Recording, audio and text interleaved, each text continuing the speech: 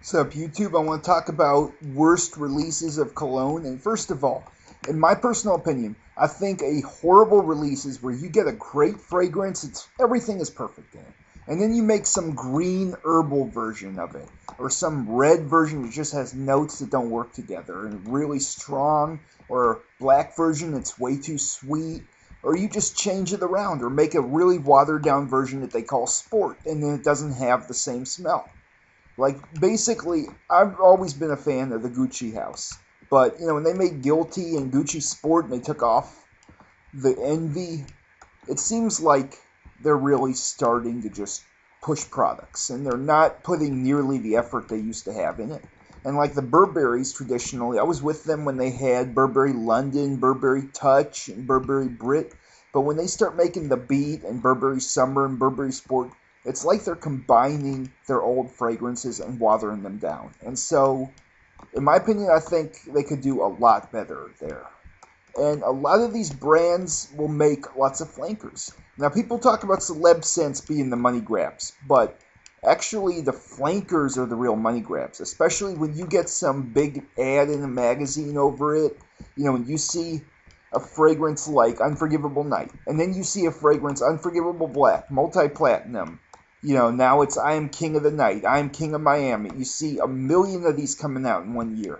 They're all money grabs. I mean, in my opinion, I think some of these brands should have gotten the notes right the first time, and then they should have made a totally different fragrance instead of taking a scent and making great top notes and, with no dry down pretty much. I mean, people who smell I Am King always say, I like the top notes, but once they dissipate, there's nothing to the fragrance. And I would have to say that, those kinds of scents are money grabs.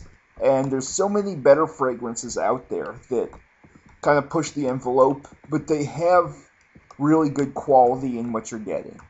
And like in America, I think a lot of the fragrances focus on the top notes, and they focus on making a test strip fragrance that will get you to buy it. And they focus more in the bottle, and the best brands focus more on the juices.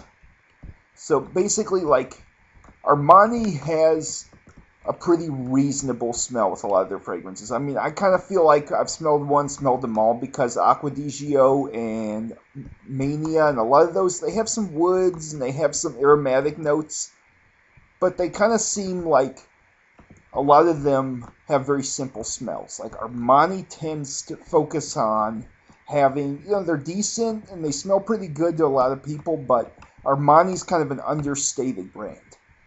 And like Armani Code, for example, it kind of has maybe a little bit of a powdery tobacco with some guaiac wood and a touch of spice. And then there's some bright fragrances by Armani that have, kind of a fresh tone, and then you have some that are, like Acqua di Gio has that very aromatic aquatic with some musk and sandalwood and a little bit of woods. But, like a lot of these brands tend to be very unisex, and they tend to focus on much more fresh scents. And, the worst releases tend to be when somebody takes a great fragrance and they tone it way down, and to the point that it doesn't even last. Like, I think Armani Attitude, to me, I was never into that. I didn't know why people liked it. It was strange. And, there's so many scents, like Usher VIP is a failure. They tried to copy Fahrenheit, but they end up with a really sweet, pungent floral. It's just strange. I mean, that one, leave Fahrenheit alone. If you want to copy Fahrenheit, try and copy, have a Fahrenheit backbone, but you use different notes and different spices to keep it masculine. You don't use all that floral and sweeten it up, because then it just smells pungent. And, like, Rocawear is one exception. Like, for celebrity scents, Rocawear Evolution kind of has a smell like John Varvatos, but a really nice scent. On the other hand, Rocawear 99, people compare it to Polo Blue in some ways, and Euphoria, it kind of has that fresh citrus, but then the timber wood and the amber and musk really sweeten it up and give it a nice dry down. And, Rocawear X has that black tea scent, but they are pushing the envelope. I mean, they are really creating different stuff. I mean, Like Roquefort X is extremely original, and Fragrantic I can't even categorize it because they just don't know what category to put it in. It's a really nice smell. But, when people take a scent and they start toning the notes around, like they make these Le Male flankers and a lot of that stuff, it just becomes a failure because, you can't make an aquatic version of a Gourmand like Le Male and have the same effect. I mean, it just, to me, they smell strange.